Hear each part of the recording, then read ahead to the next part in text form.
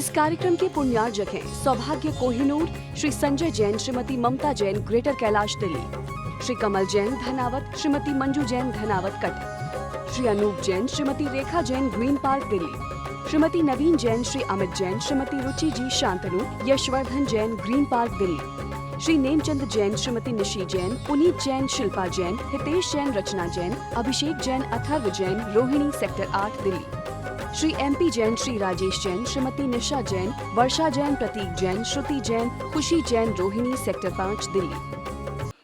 महानुभाव, इस संसार में हम दुखी क्यों हैं? इस संसार में हम परेशान क्यों हुए हैं? इस संसार में हम हैरान क्यों हैं? इस संसार में हम तकलीफ में क्यों हैं? इन सब बातों को जब खोज में खोजा गया, इन सब बातों को जब गहराई से देखा गया, इन सब बातों के बारे में जब लोगों ने चिंतन मनन किया, तो बाद में एक ही इसका निष्कर्ष निकला कि जो जो इंसान अपने आप को नहीं जानता है वह दुखी भी है, तकलीफ भी है, परेशान भी है और अंधकार में भी है और हैरान भी है। और जिस इंसान ने अपने आप को जानने का थोड़ा सा भी प्रयास कर लिया तो उसके जीवन में से दुख, तकलीफ, संकल्प, विकल्प समाप्त हो जाएंगे। आप पढ़ते हो, सुनते हो, सुनाते हो, राजा राणा छत्रपति हातिन के औशार, और आगे मरना सबको एक दिन, अपनी अपनी बात। ये आप जानते हो, बोलते हो, समझते हो, और प्रैक्टिकली में आज इंसान देख भी रहा है कि जिसका जब जाने का नंबर आएगा तो कोई रोक नहीं सकता, ऐसी स्थिति बन गई। लेकिन उसके बाद में भी इंसान तकलीफ में है, परेशान है, हैरान है। क्यों? 4 दिन की जिंदगी है, तकरार किस लिए? 4 दिन की जिंदगी है, तकरार किस लिए? रहे जो दिलों में दरार, वह बात किस लिए? 4 दिन की जिंदगी है, तकरार किस लिए? रहे जो दिलों में दरार, वह बात किस लिए? हम कुछ कर सके ना कर सकें, हम कुछ कर सके ना कर सकें, तो कम से कम वह काम तो करो जिससे किसी को प्रेम मिल सके। जीवन में अंधकार बहुत है, और अंधकार का अनुभव, अंधकार को जानता वही है जिसके पास में प्रकाश की व्यवस्था नहीं है, या जिसको पता नहीं कि टार्च कैसे चालू करी जाती है। सम्मेद शिखर जी, जब यात्रा पे आप जाते हो, घर वाले आपको टार्च देते हैं, चावल की सामग्री देते हैं, अन्न आपको डायरी दे देते हैं, अर्घ की किताब दे देते हैं, सब कुछ देते हैं, एक थैली बनाकर दे दी जाती है। जब पिछले साल यात्रा गई थी, पिछले साल जब भी शायद आपको सबको थैलियां दी गई थी, तो सब चीजें थी उसके अंदर। क्यों देते हैं टार्च? क्यों देते हैं कि जब प्रातः काल में आप सम्मेद शिखर जी के पर्वत पर चढ़ते हो तो थोड़ा सा अंधकार होता है, तो अंधकार होता है तो आप अपनी टार्च को जला लीजिए और प्रकाशमान हो जाइए। अब आपको नहीं, पूरे शिखर जी को रोशन करो, पूरे शिखर जी को रोशन से भर दो, तो ऐसा तो संभव नहीं है। लेकिन जिस व्यक्ति को बैग में से टार्च खोलकर निकालने का ज्ञान नहीं होगा, उसको तो जीवन में कभी उजाला मिल ही नहीं सकता, उसके जीवन में कभी उजाला आएगा ही नहीं, उसके जीवन में हमेशा अंधकार ही बना रहेगा, क्योंकि उसको पता ही नहीं है कि मेरे पास में क्या है, मेरे अंदर क्या विद्यमान है। और जिसको ये मालूम चल जाए कि मेरे अंदर क्या है। अच्छा, आप मुझे बताइए, मैं जब आपसे पूछता हूं कि परमात्मा कहां पर है, तो आप क्या जवाब देते हैं? आपसे मैं पूछता हूं कि परमात्मा कहां पर है, तो क्या बोलते हो? मन के अंदर, हृदय के अंदर। तो मन के अंदर जब परमात्मा विराजमान है, तो जब आपके मुंह से किसी के लिए अपशब्द निकलते हैं, तो क्या परमात्मा अपशब्द बोल सकते हैं? जब आपके मुंह में गंदे पदार्थ खाने के जाते हैं, पीने का पेय पदार्थ गंदा जाता है, तो क्या परमात्मा उल्टा सीधा वस्तु खा सकते हैं? तो दिमाग में रखना कि जिस समय जो व्यक्ति कहता है कि मेरे हृदय में परमात्मा विराजमान है, तो परमात्मा कभी गलत बात नहीं करते, परमात्मा कभी गलत नहीं देखते, परमात्मा कभी गलत नहीं सोचते। तो या तो आपके अंदर परमात्मा विराजमान नहीं है, और यदि परमात्मा विराजमान होंगे तो आप गलत बात कर ही नहीं सकते। तो निर्णय आपको करना है। आज के बाद परमात्मा हमारे हृदय में बोलने का अधिकारी वही है जो परमात्मा के अंदर से आवाज आपकी नहीं निकल रही, परमात्मा की निकल रही है। ऐसा तो होगा नहीं कि लड़ाई के समय परमात्मा अलग हो जाएंगे। खाने के समय परमात्मा अलग हो जाएंगे, सोने के समय परमात्मा अलग हो जाएंगे, और जब मंदिर में आओगे तो परमात्मा हमारे अंदर है। ऐसा नहीं चलता है। परमात्मा तो वह हैं जो एक बार जिसके हृदय में विराजमान हो गए तो उसके हृदय से जब जाएंगे जब उसका हृदय रुक जाएगा, हृदय की हार्ट बीट चलना बंद हो जाएगी, उसके बाद परमात्मा वहां से चल लेते हैं अगले शरीर में। तो आपको यह जानकारी होना चाहिए कि आपके पास में क्या वस्तु है, क्या संसाधन है, क्या व्यवस्था है। आप जब इस वस्तु को जान लोगे तो समझ के चलना कि आपके जीवन का अहर्निश कल्याण हो जाएगा। एक बार एक मंदिर के बाहर एक वृद्ध अवस्था का युवक, वृद्ध अवस्था के दादाजी भीख मांग रहे थे। आते जाते लोग उनको कोई सिक्का देता, कोई खाना देता और उसकी उसमें जीविका चलती रहती। एक दिन जब वह मंदिर में मांग रहे थे तो उस समय एक नौजवान ने उनको देखा और पूछा, आप तो मेरे उस मित्र के पिताजी हैं? बोले हाँ। बोले आपका तो वहां पे बहुत बड़ा मकान था? बोले हाँ। तो क्या हुआ, क्या दिक्कत आ गई? बोले मैं क्या बताऊं, मेरे बच्चे की अमेरिका में नौकरी लग गई।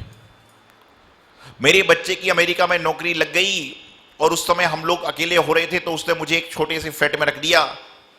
तो बोले क्या हुआ मित्र, जो मेरा मित्र आपको पैसे वगैरह देके नहीं गया? बोले पैसे वगैरह देकर गया, सबको दिया, लेकिन पैसे कब तक चलेंगे? और जाते समय तो बड़ी बड़ी बातें करके गया था कि मैं आपका ख्याल ऐसा रखूंगा, वैसा रखूंगा, यूं करूंगा, त्यों करूंगा, लेकिन गया तो ऐसा ही चला गया। तो जो उसका मित्र था बोले ऐसा हो नहीं सकता, वह लड़का ऐसा कर नहीं सकता। तो बोले वहां से जाने के बाद क्या आज तक आपको उसने कोई संदेश नहीं भेजा, कोई टेलीफोन नहीं किया, कोई तार नहीं किया?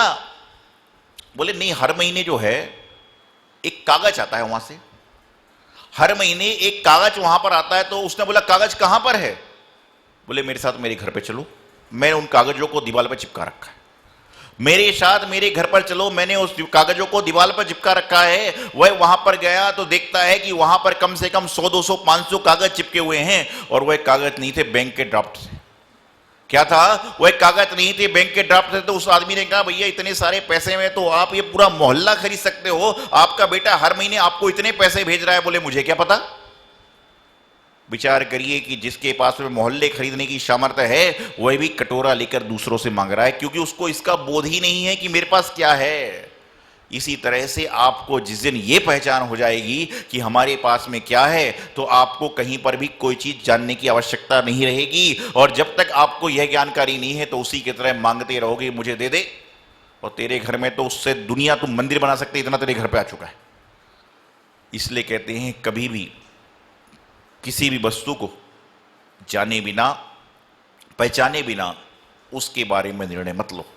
मैं हमेशा एक बात कहता हूं, इंसान को हमेशा 2 काम जरूर करना चाहिए। यदि इंसान को सुखी रहना है तो इंसान को हमेशा 2 काम करना चाहिए। एक तो क्रोध में कभी कोई निर्णय नहीं करना चाहिए। इंसान को यदि सुखी रहना है तो हमेशा 2 बातें को याद रखिए कि क्रोध में कभी कोई निर्णय ना करे और प्रेम में कभी कोई बाधा मत करे।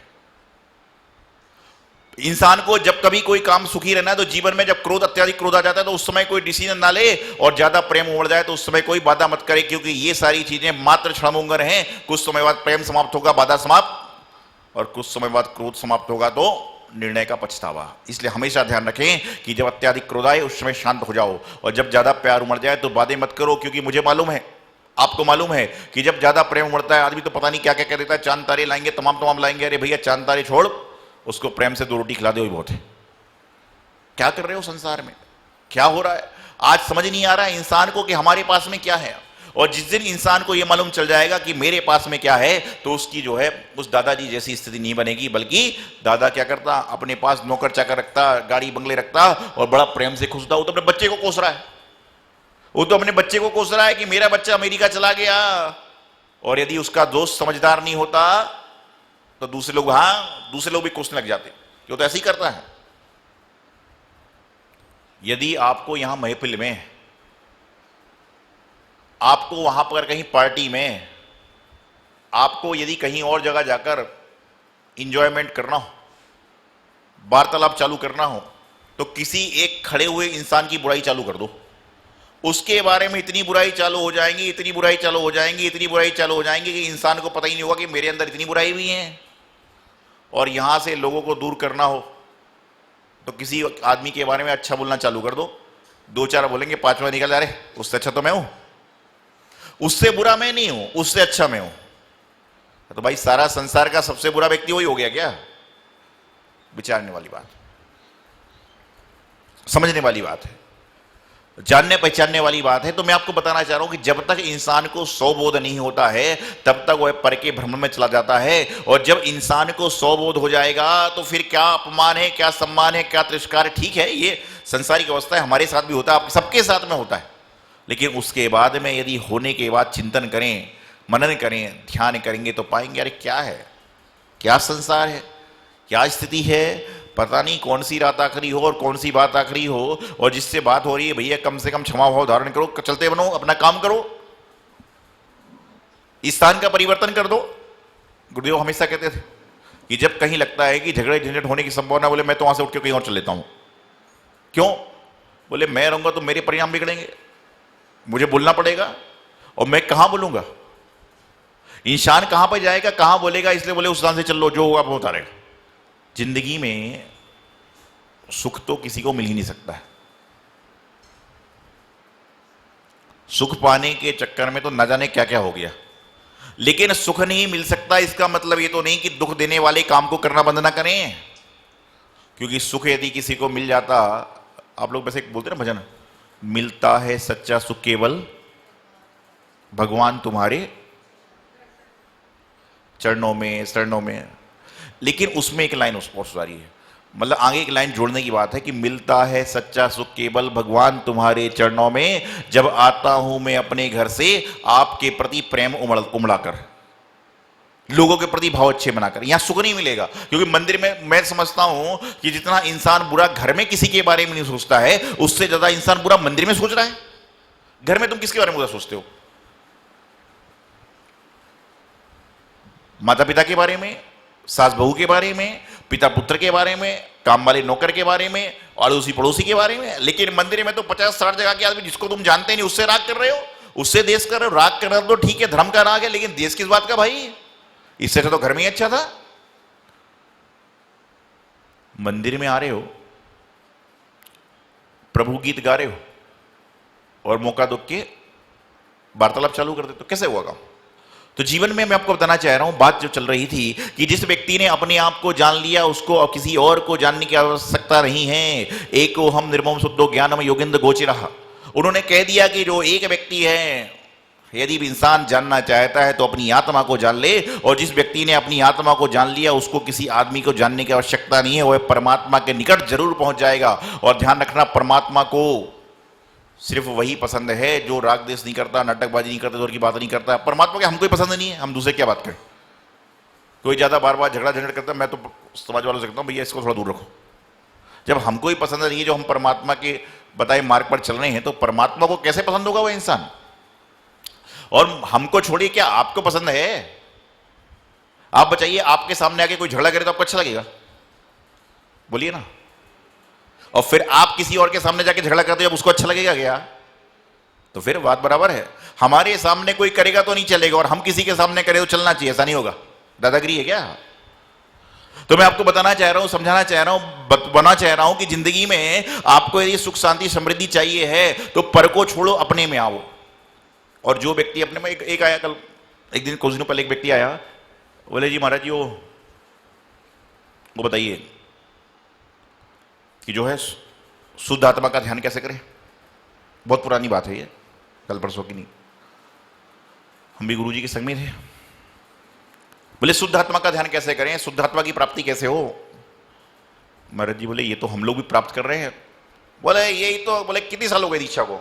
मैंने कहा भाई क्या बोल रहे हैं, महाराज जी को 15 साल दीक्षा। बोले 15 साल में क्या किया? मतलब कपड़े वाला आदमी हमारे गुरु को मेरे सामने कह रहा है कि शुद्ध आत्मा की प्राप्ति नहीं तो क्या किया? तो आचार्य श्री ने कहा भाई आपको तो प्राप्ति हो चुकी होगी। अरे बोले मुझे तो 15 साल पहले ही प्राप्ति हो गई थी, जब मैंने ये पंडित का बाना धारण किया जब ही मुझे प्राप्ति हो गई थी। मैं तो सीधा परमात्मा से कांटेक्ट बनाकर बैठा हुआ हूं। तो आचार्य श्री ने कहा, बोले थोड़ा सा शुद्धात्मा का ध्यान लगा के बताइए। तो पंडित जी ने पद्मासन लगाया, शुद्धात्मा की ध्यान में गए। 2-4-5 मिनट हुआ, जब किसी ने जोर से बोला कि पंडित जी की धोती खोलो। किसी ने जोर से आवाज लगाई, पंडित जी की धोती खोलो। पंडित भाई क्या कर रहे हो, क्या कर रहे हो? तो महाराज जी बोले, यार अभी तो आप शुद्धात्मा में चले गए थे, ध्यान में चले गए थे, और जो शुद्धात्मा में चला गया उसको क्या मतलब धोती खुल रही, पजामा खुल रहा है, टोपी लग रही नहीं कर। अरे बोले महाराज जी क्या मजाक करते हो? तो मैंने, लोग बोले मजाक तो तू महाराज जी से कर रहा है, आगे क्या है संसार में? आप किसके पास जाकर क्या बात कर रहे हो?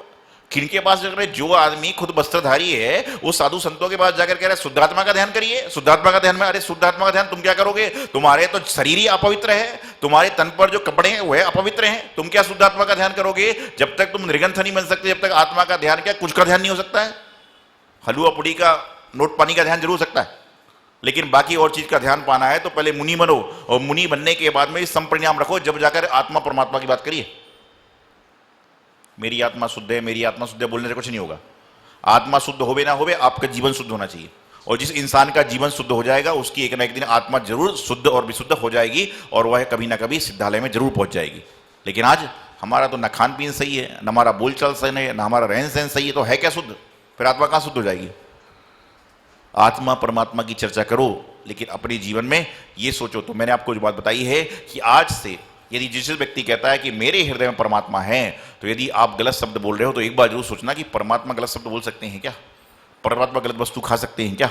परमात्मा गलत वस्तु देख सकते हैं क्या? ये देख लिया तो आपके अंदर से बुराइयां धीरे धीरे करके खत्म होगी, और एक दिन निश्चित रूप से आत्मा परमात्मा की राह पर बनने की चल पड़ेगा, और मोक्ष का मार्ग निश्चित होगा। इति अल्पम। गुरुवराचार्य सिद्धांत सागर जी महाराज।